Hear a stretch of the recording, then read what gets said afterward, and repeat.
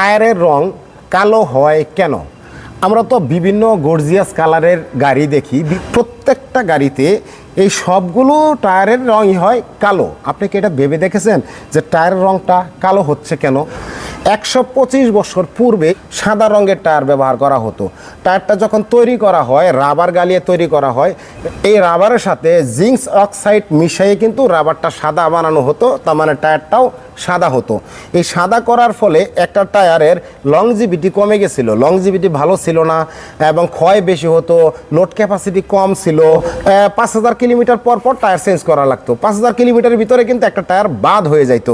তো টায়ারটা যখন রাবার দিয়ে তৈরি করা হয়, সেই জিঙ্ক অক্সাইডের পরিবর্তে কার্বন ব্ল্যাক মিশিয়ে কিন্তু এই টায়ারটার রং কালো করা হচ্ছে। এই কার্বন ব্ল্যাক থাকার কারণে এই টায়ারের লোড ক্যাপাসিটি ভালো হয়েছে, ক্ষয়ও কম হয়েছে এবং এই যে রাস্তায় যখন গাড়িটা চলবে, রাস্তা গরম থাকবে, প্রচণ্ড তাপ থাকবে, আপনি ব্রেক করতেছেন, এই যে ব্রেক থেকে যে তাপটা হচ্ছে সেই তাপটা শোষণ করার জন্য কিন্তু এই টায়ারটা কালো করা হয়েছে।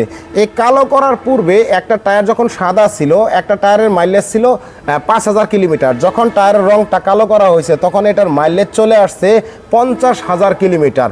আপনি এটা ধুয়ে ফেলেন, কেটে ফেলেন, পুড়ে ফেলেন, তারপরেও কিন্তু এই টায়ারের রংটা কালোই থাকবে। ভাইয়া, যদি ভিডিওটা ভালো লাগে তাহলে অবশ্যই আমার ভিডিওটি লাইক করবেন, কমেন্ট করবেন এবং জনস্বার্থে সবাইকে দেখার সুযোগ করে দিবেন একটা শেয়ার দিয়ে।